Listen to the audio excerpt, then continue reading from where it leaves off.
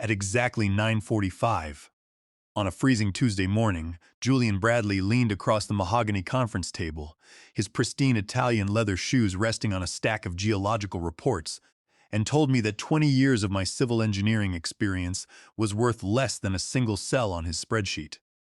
He smirked, adjusting his platinum watch, and said that if I did not shave 30% off the safety estimate for the Oak Ridge Apex conduit bid, he would find someone who would.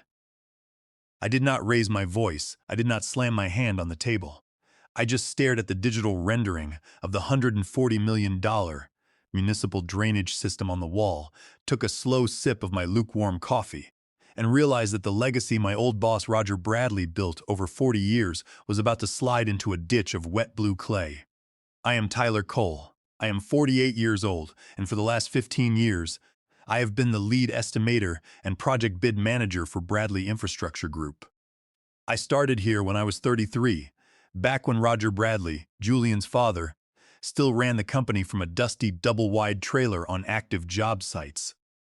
Roger was a man who knew the difference between alluvial gravel and saturated silt just by rolling it between his calloused fingers.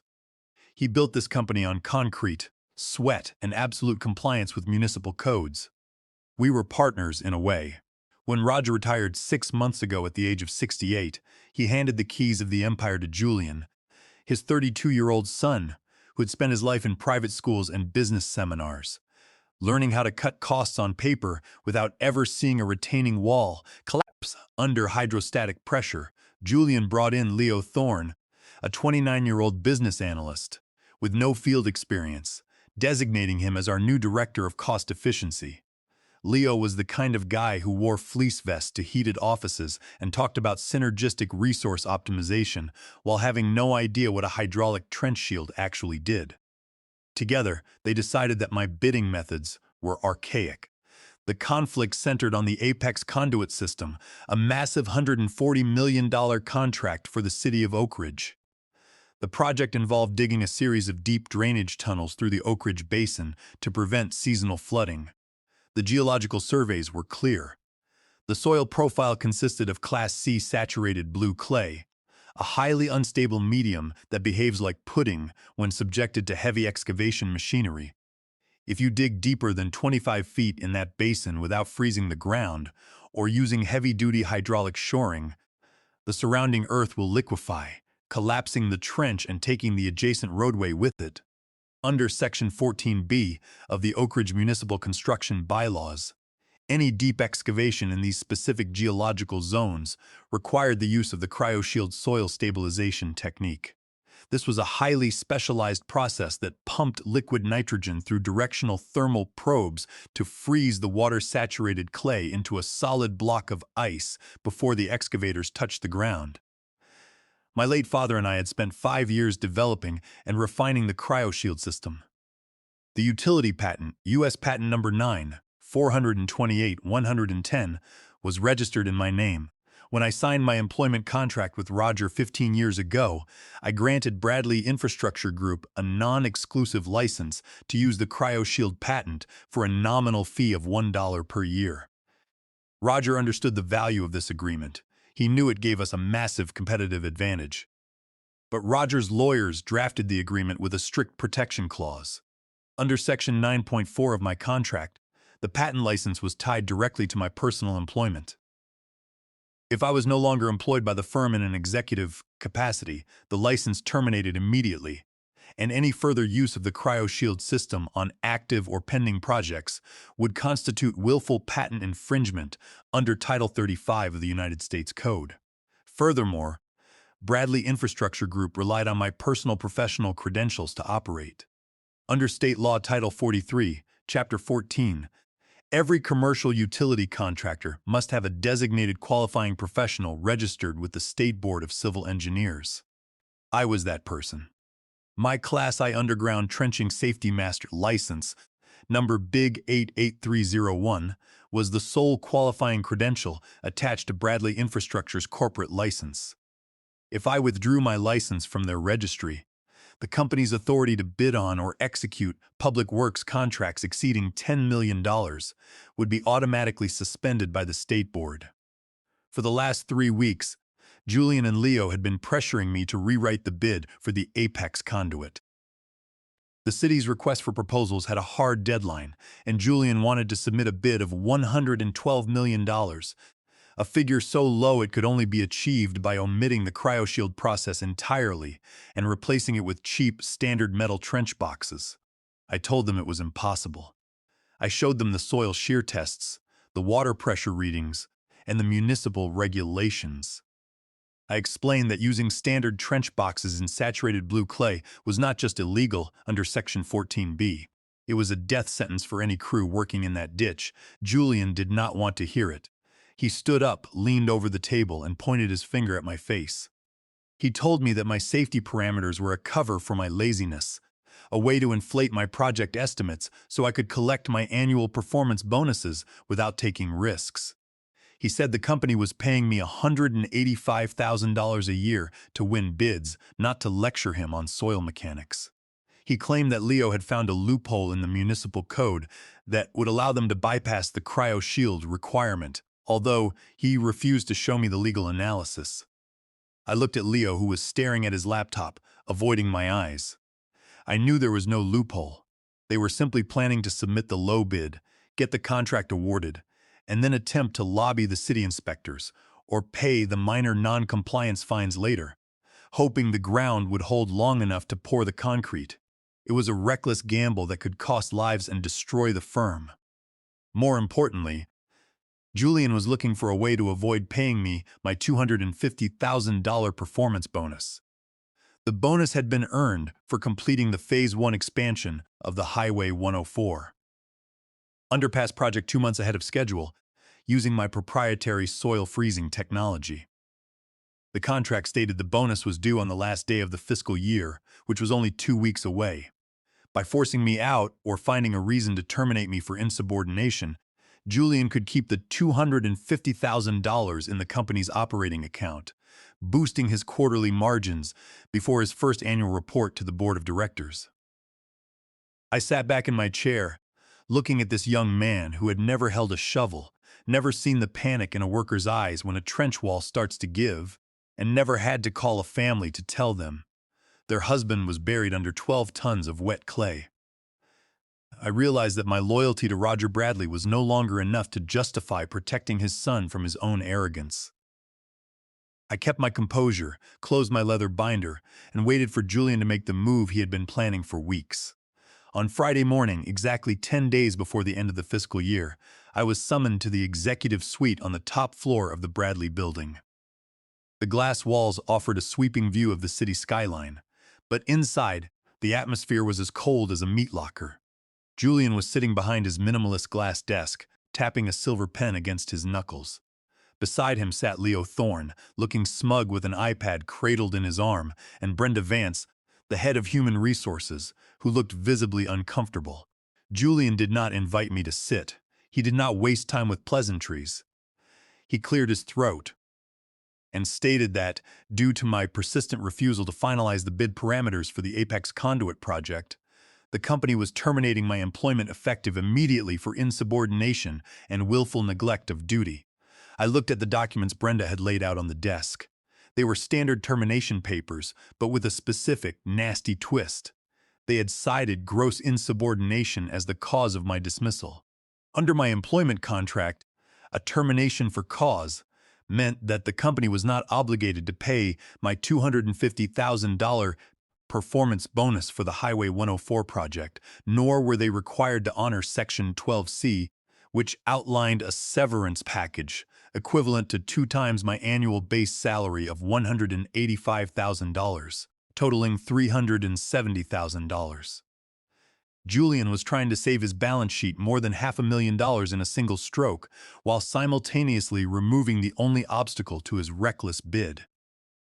He believed that by firing me for cause, he could pressure me into signing a waiver of liability in exchange for meager 2 weeks of severance. Leo chimed in, his voice dripping with condescension.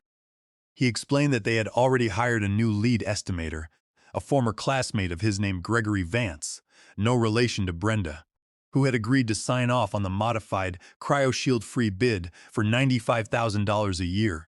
He told me that my insistence on using proprietary ground freezing technology was holding the company back from entering a new era of lean operation. He said they were going to submit the bid at noon, and that my services were no longer required to guide the project. I did not get angry. I did not raise my voice or plead for my job. I had seen this coming from the moment Roger Bradley stepped down. I looked at Brenda and asked if my termination was indeed final and effective as of that moment. Brenda nodded slowly, keeping her eyes on her notepad.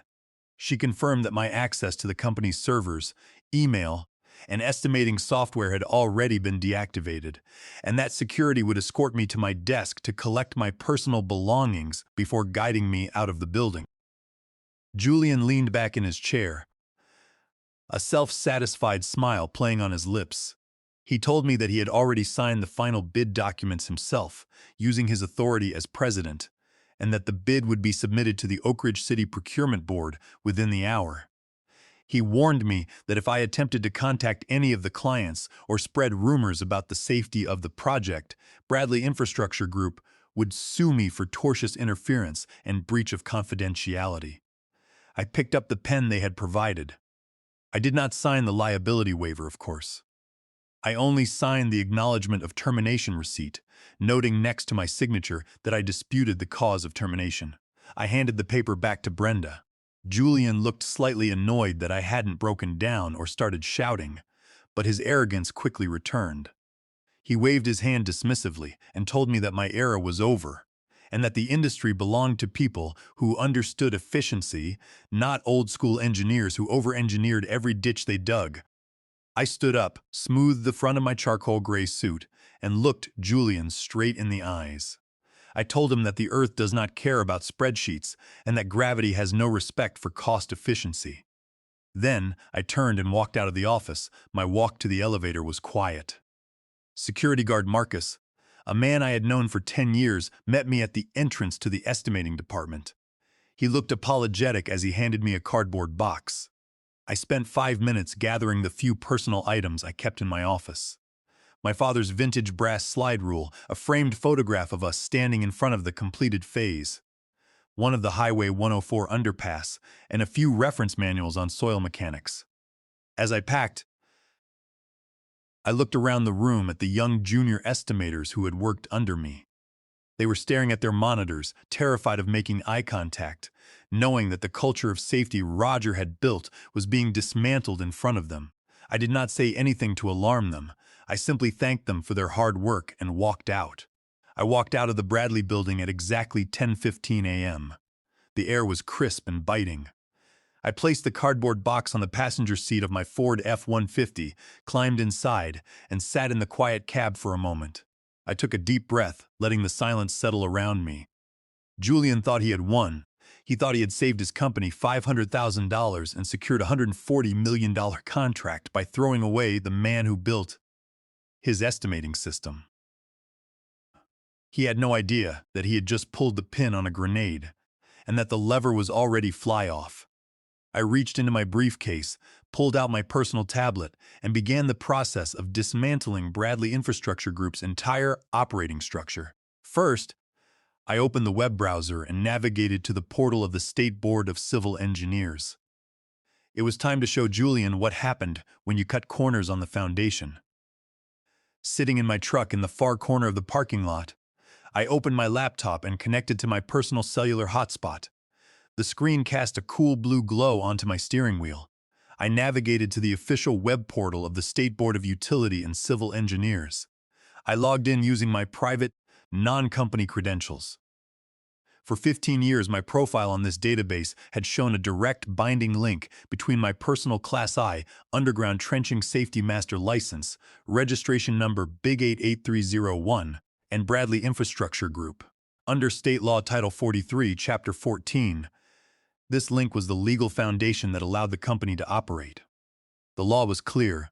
Any firm executing public utility or underground excavation contracts exceeding $10 million must have an active, licensed qualifying professional of record attached to their corporate registration. This person was legally responsible for signing off on the safety of the trenching, shoring, and excavation methods used on every active site. I clicked on the License Management tab, navigated to the section labeled Employer, Affiliation, and selected Bradley Infrastructure Group. The system displayed a warning box in bright red letters. Warning: removing your affiliation will immediately notify the State Board and may suspend the contractor's ability to pull excavation permits or submit bids on active public projects. Do you wish to proceed? I clicked Confirm. The system processed the request instantly. A digital receipt appeared, confirming that Tyler Cole was no longer the designated qualifying professional for Bradley Infrastructure Group. An automated notification was dispatched to the State Board's Enforcement Division, and a copy was sent to the company's general corporate email address. Next, I dialed Paul Richter, my intellectual property and contract attorney. Paul had been representing me since my father passed away, and he knew my employment agreement with Bradley Infrastructure inside and out. He answered on the second ring. I told Paul that Julian had just terminated me without cause, using a fabricated insubordination claim to avoid paying my $250,000 bonus and my $370,000 severance. I told him it was time to activate Section 9.4 of my employment contract. Paul let out a dry chuckle over the phone. He said he had the cease and desist letter drafted and ready to go on his desktop. Section 9.4 of my contract was an ironclad covenant. It stated that the $1 a year license for U.S. Patent Number 9, 428, 110, the CryoShield soil stabilization technique, was non-transferable and would terminate immediately upon the cessation of my employment for any reason. Because Julian had terminated me at 10 a.m., the license was dead. Any continued use of the CryoShield system on their active projects was now an act of willful patent infringement under Title 35 of the United States Code, Section 271. Our agreement also contained a pre-negotiated liquidated damages clause, $50,000 per day, for every day the company used the patented system without an active license after termination. I instructed Paul to send the cease and desist letter via certified mail and email to Julian and the company's general counsel.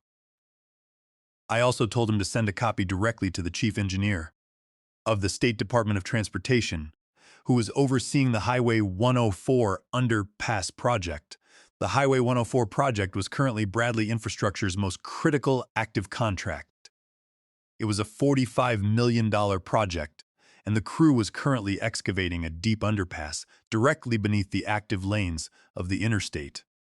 The soil beneath the highway was saturated sand and silt. To prevent the interstate from collapsing into the excavation pit, the crew was actively using my CryoShield system, running nitrogen lines through 20 directional probes to keep the ground frozen solids while they poured the massive concrete support columns. If they turned off the nitrogen probes, the ground would thaw, and the interstate columns would shift, causing a catastrophic highway collapse. If they kept the probes running, they were committing willful patent infringement at a cost of $50,000 a day. Finally, I drafted a formal letter to the Oak Ridge City Procurement Board.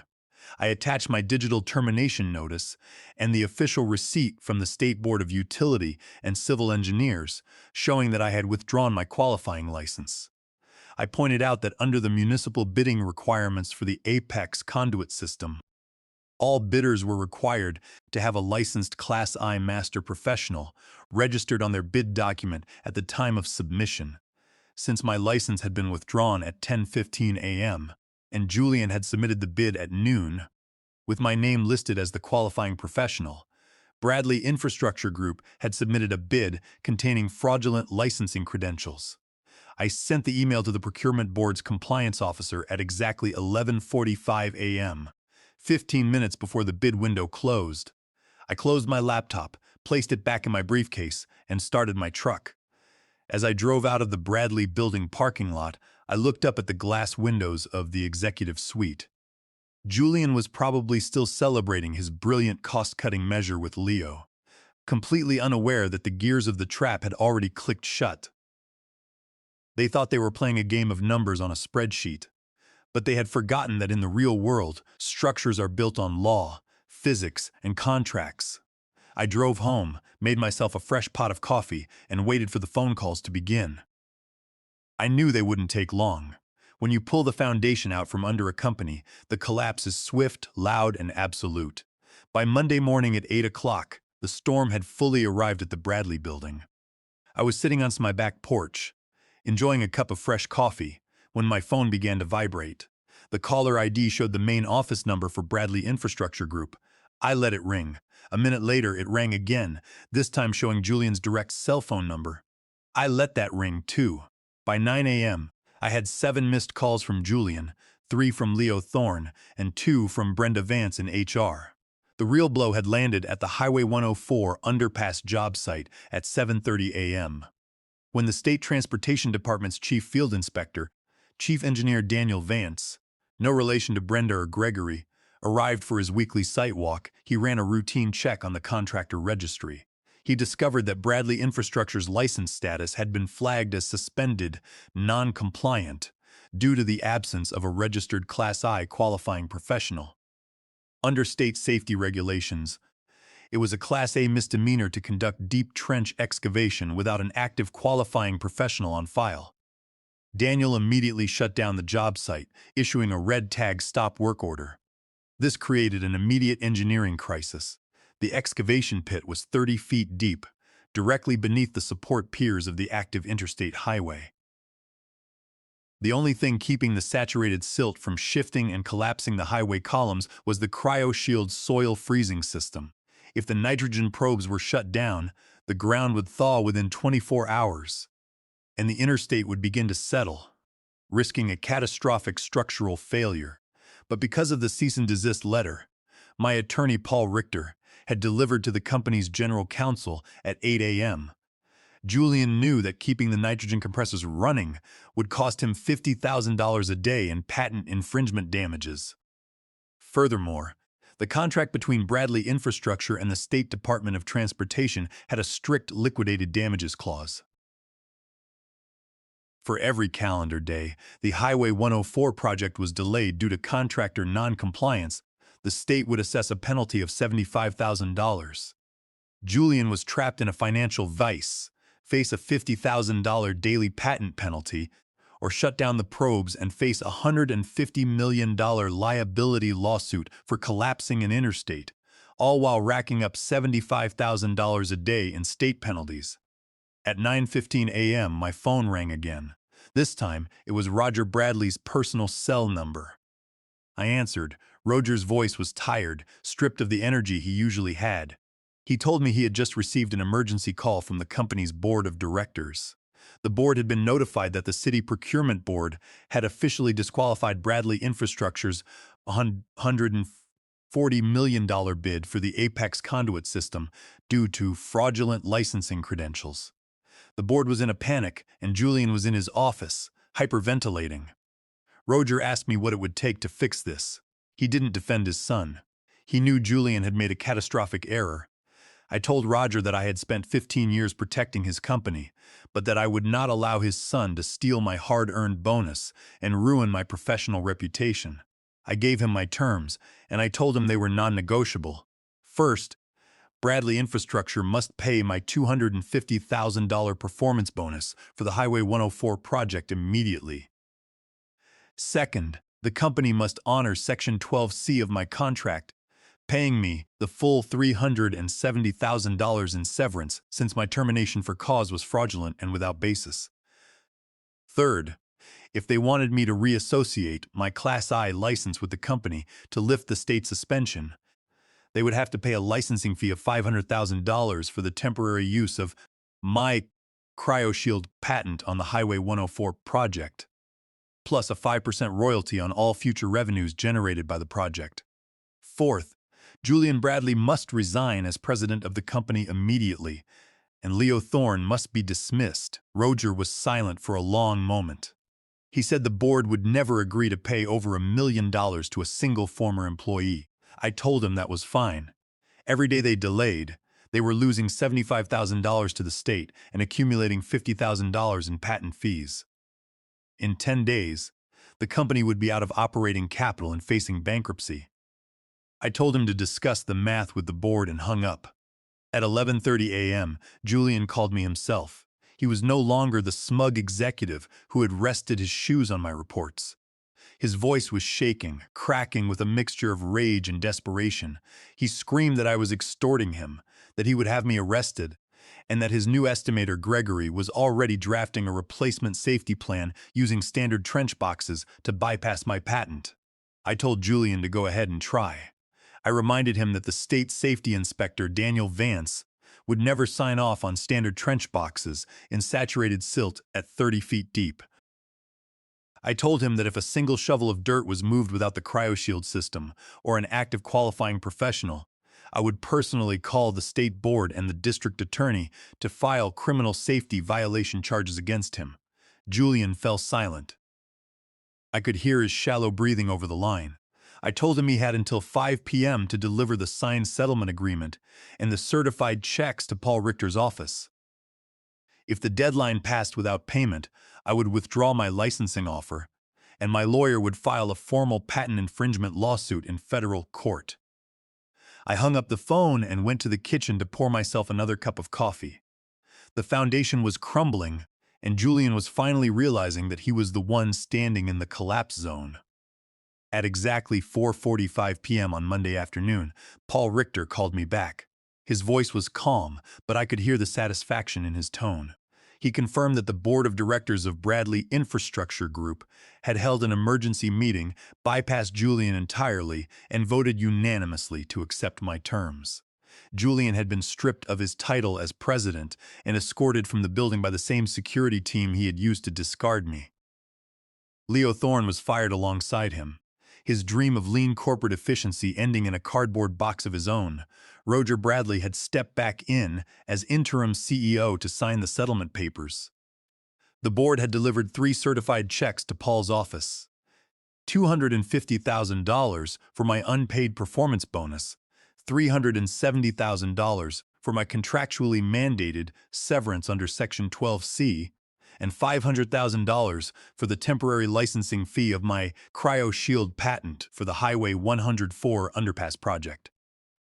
The total payout was $1,120,000. In addition, the settlement agreement included a 5% royalty on all remaining revenues generated by the Highway 104 project and a clause that required Bradley Infrastructure to pay all my legal fees, which amounted to $45,000. In return, I agreed to reassociate my Class I underground trenching safety master license with the firm for a strict, non-negotiable period of 60 days.